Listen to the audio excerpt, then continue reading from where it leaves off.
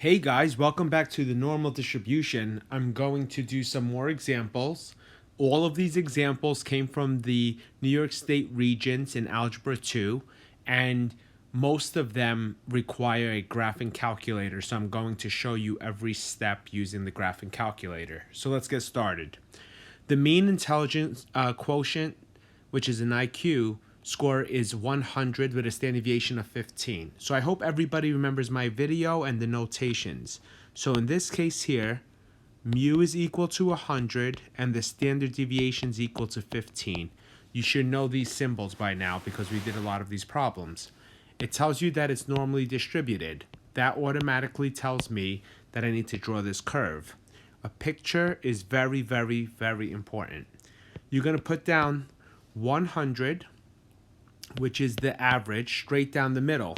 And then what you're going to do is you're going to add the standard deviation 1, 2, 3 times, and then you're going to take it away 1, 2, 3 times. So you're going to do 100 plus 15 is 115. 115 plus 15 is 130, and that's 145. And then you're just going to take it away as well. So that'll be 85, 85, 70, and then 55. The question says, given this information, the approximate percentage of population with IQ greater than 130 is closest to what? Well, here's 130, and they want greater than 130. So they want from here all the way up. All the way up. Okay, so this is going to be what I call my lower limit, okay, or my lower bound, and some number way above 145. So what number is above 145? Oh, 1,000. I just wanted to use 1,000. You can use you can use 170, 200, but try to get something really far out. Do you remember from our last video we discussed this? The mu is 100 and the sigma is 15. So let's put this into our graphing calculator. I'm going to show you step by step. All you have to do is pause the video and press the buttons and then press play and so on. So first thing, I'm going to press second. Okay, excuse me. I'm going to press second and then I'm going to press the vars. So what that does is it gets you to this guy right here, distribution. So this was also on the last video. Then you go here and you choose number 2, normal CDF, cumulative density function. After you do that, you'll have to put your lower limit, 130, that's what we said. Upper limit, we said 1,000, mu 100, sigma 15. These are standard right here. These two are standard. With respect to, like, they basically come with the problem. They're in the stem of the problem. This is the tough part. This is why we need a picture. The picture will show us that the lower was 130, and you see how it keeps going up, and the 1,000 will be the upper. So this is what we have to figure out using a picture. These will always be given. After this here should say the word paste, and then all you're going to do is press enter twice, because once you press enter it brings you to this line right here, and then you press it again and the answer is 0.0227 5, so on. So it's going to be about 0.02. It depends on what they want you to round to. So I'm going to go back to the question. The approximate percentage that is greater than 130 is 2%. Now, you can always remember this is 34%, this is 13.5, this is about 2, this is about 0.5, so this is about 2.5. So that helps, but use your graphing calculator so you could get the best approximation or the exact value. Once again, pause the video for some help. Let's try the next one. There are 400 students in the senior class at Oak Creek High School. All of these students took the SAT. That's great. The distribution of their SAT is approximately normal. So just like we said before, anytime it says approximately normal, you're going to draw this nice normal curve. The distribution of their SAT scores is approximately normal. The number of students who scored within 2 standard deviations. All right, so this is special. What you notice in this problem, I don't have a mu and I don't have a sigma. Does anyone remember what percentage of our data falls within 2 standard deviations? Did you guys watch all those videos? 1 standard deviation, within 1 standard deviation is 68%. Within 2 is this special number, 95%. So 95% is within 2 standard deviations. So that means all of this guy right here. That's a lot, right? So if there are 400 students in the senior class, and then the number of students who scored within 2. So if we expect 95%, then what's 95% of 400? Well, that's almost all of them. So if you took your calculator, that's what you would get. So this actually did not require a calculator like the previous problem. So this actually requires you to understand that 2 standard deviation is 95%. Next, the scores on a mathematics college entry exam are normally distributed. Yes. There you go.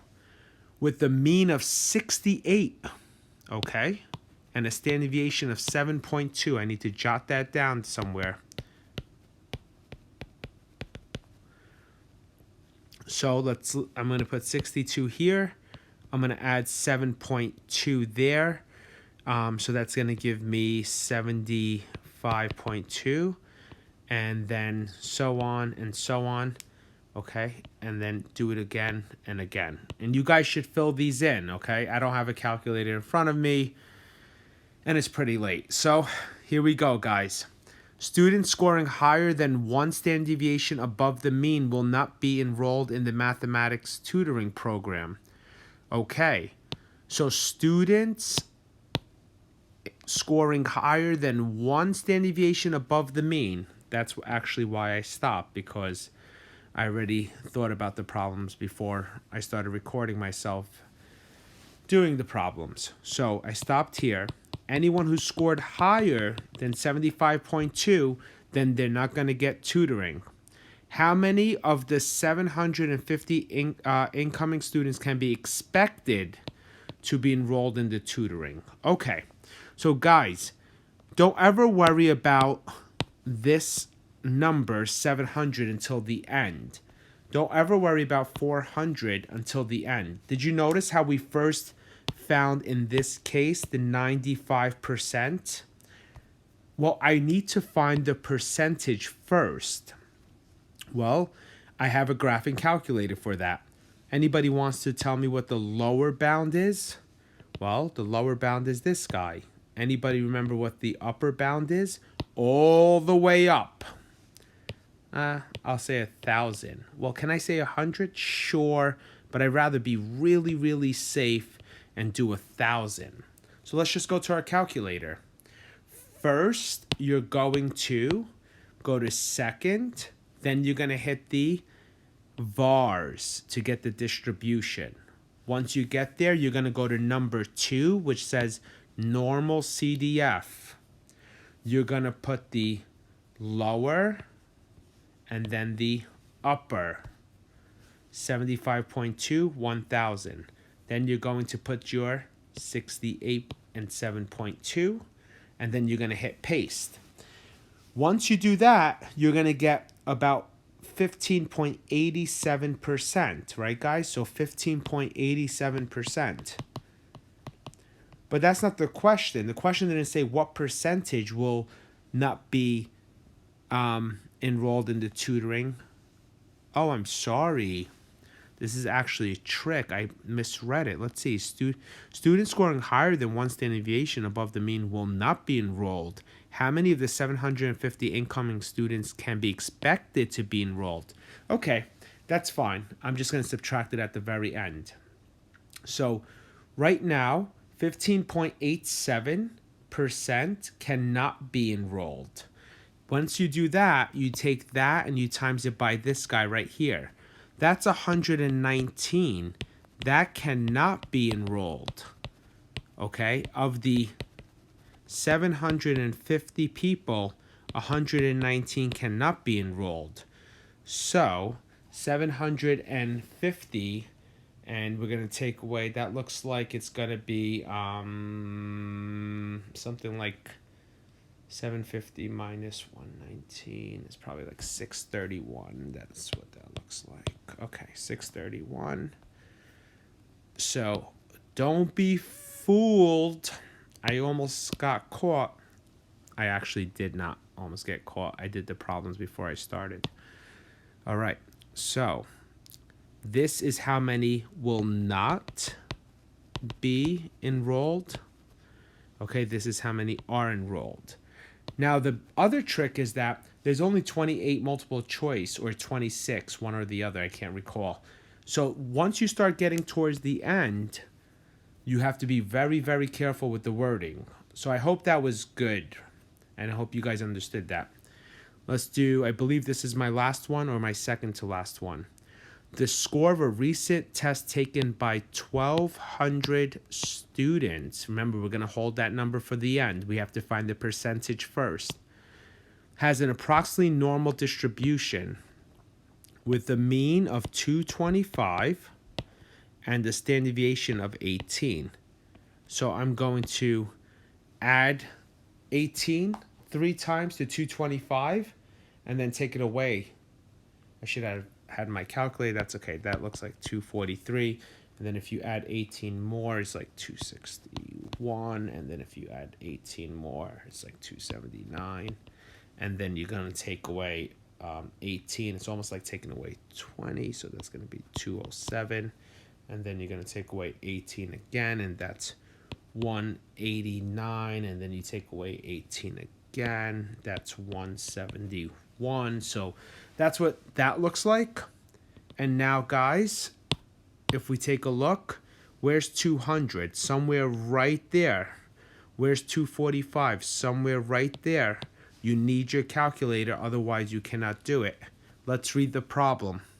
The problem says, determine the number of students who scored between 200 and 245. Now, this is a free response problem, which means it's not a multiple choice, which means you're going to have to show this work. And all you have to do for this work is you just have to draw the normal curve with the 3 standard deviations and just say lower is 200, upper is 245, and then mu is going to be 225 and sigma is going to be 18, and then you just press paste and boom, boom, boom, boom. You're going to get 0.7843063, blah, blah, blah. And then it says the scores of a recent test taken by 1,200 students. Determine the number of students who scored between these. So I took the 1,200 and I multiplied it by that, and I got 941 students. And I believe that's it. So if I went too fast, I apologize. Press pause, read the questions, try them again, make sure you know how to use the calculator, and that's pretty much it.